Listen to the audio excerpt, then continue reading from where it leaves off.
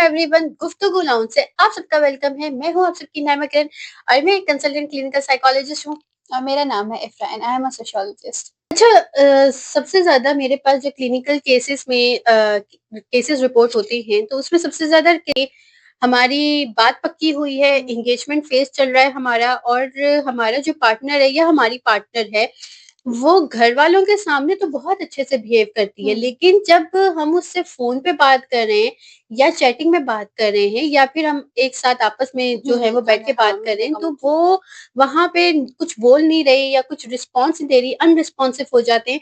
तो ऐसे में बहुत से केसेस ये रिपोर्ट हुए और वो ये कहते हैं कि क्या ये रेड फ्लैग है या वाकई हमें प्रोसीड करना चाहिए शादी के लिए।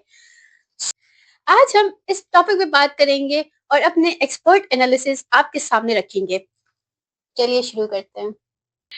अच्छा, इसमें होता क्या है, किस तरह से और क्यों होता है? तो वो सबसे पहले अटैचमेंट स्टाइल्स हमारे संग होते हैं जो कि इनसिक्योर अटैचमेंट स्टाइल होते हैं। सबसे पहले अवॉइडिंग अटैचमेंट स्टाइल हमारा होता है कि हम अवॉइड कर रहे होते हैं चीजों को और क्लोजनेस को अवॉइड कर रहे होते हैं, तो हम इस तरह के पैटर्न शो करते हैं। देन हमारा आता है कभी हमारा पहले पास कोई रिलेशनशिप नहीं रहा होता है। अब जैसे अब लड़कियों का ये होता है कि वो कोई एजुकेशन में नहीं पढ़ी होती, तो उनको पता ही नहीं होता लड़कों से किस तरह से बात करनी चाहिए। और यूजुअली हमारे पास जो है ना वो उस तरह से बताते भी नहीं है कि what question do we have to ask from the other person. बस ये होता है कि मिले, दो तीन ऊपर ऊपर मोटी मोटी बातें कर ली, और अगर आप ज्यादा डिटेल में जाने लगो तो आपके आसपास वाली बोलना शुरू कर देंगे कि यार ये तुम ये क्या सवाल पूछ रहे हो, ये कोई सवाल अभी पूछने का है, ये वो रिश्ता खराब हो जाएगा, वो आएंगे नहीं वापस दोबारा। मतलब इतनी 100 बातें होती हैं कि बंदा वहीं पे। और आपके दोस्त कर रहे होते हैं ये बातें, जो कि ऑलरेडी मैरिड होते हैं ना आपके दोस्त, वो सबसे ज्यादा ये बातें करते हैं, तुम्हें ये बात पूछनी होती है, तुम्हें वो बात पूछनी होती है। पूछो, मैं तो कहती हूँ पूछो, दिल डाल के पूछो, क्योंकि शादी के बाद फिर पूछने का वक्त नहीं रह जाता, फिर तो आप पीछे नहीं करते शादी के बाद। यही टाइम होता है जहाँ पे आपने सही फाइनल डिसीजन लेना होता है कि आपने इसी पर्सन के साथ पूरी लाइफ गुजारनी है कि नहीं गुजारनी है। तो उस पर्सन को देखो ना, उस पर्सन को चेक करना, एनालाइज करना बहुत ज्यादा जरूरी होता है। सो रिलेशनल एक्सपीरियंस नहीं रहा होता पास, तो उसकी वजह से भी जो है ना इस तरह का बिहेवियर आता है। देन फिर आता है कि इमोशनल वल्नरेबिलिटी। इमोशनल वल्नरेबिलिटी ये है कि मैं अपनी इमोशंस दिखाऊं तो उसके ऊपर एग्जाइटी होती है कि यार मैं अगर कोई इस तरह की बात कर दूं और अगला जो है ना बुरा मान जाए तो उस पर एंग्जाइटी होती है। तो वो इस वजह से भी थोड़ा जो है ना क्लोजनेस में, देखो फैमिली के साथ है, सेट रोज में पता है कि यार मैं दामाद हूँ या मैं बहू बनने वाली हूँ, मैंने इसी तरह से बात करनी है। जब प्राइवेट में जाते हैं तो फिर थोड़े डायनामिक्स चेंज हो जाते हैं। अब ये इंसान सोचता है कि यार ये मेरा होने वाला पार्टनर है, जब मैंने जिंदगी गुजारनी है, कोई ऐसी बात ना निकल जाए जो कि अगले को बहुत बुरी लग जाए, तो वो इस तरह से उस एंग्जाइटी की वजह से भी ना एक उस तरह का बिहेवियर नहीं रखते।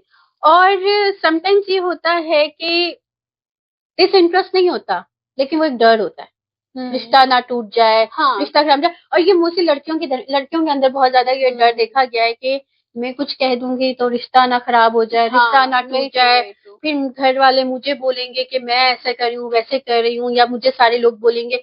तो ये इस तरह का भी खौफ होता है। मैंने मील्स में भी देखा इस तरह का खौफ, मेरे पास क्लाइंट्स आते हैं, मैंने मील्स को भी देखा है। मेरे ख्याल से जब तक आपके दरमियान मतलब जो भी जिस पर्सन आप जिंदगी गुजारने का सोच रहे हो या आपकी डिसाइड हो रही है कि this person has to be that one, तो वो जब तक आप हार्ड और डीप कन्वर्सेशन में नहीं जाते ना, तब तक आई डोंट थिंक आपको पता चलता है कि हाँ दिस पर्सन इज एक्चुअली। आपको एनालाइज करना बहुत जरूरी है, क्योंकि जब आपकी शादी हो रही है एक पर्सन से तो आपको एनालाइज करना बहुत डिफिकल्ट क्वेश्चन पूछना is very important in that. हाँ, डिफिकल्ट क्वेश्चन।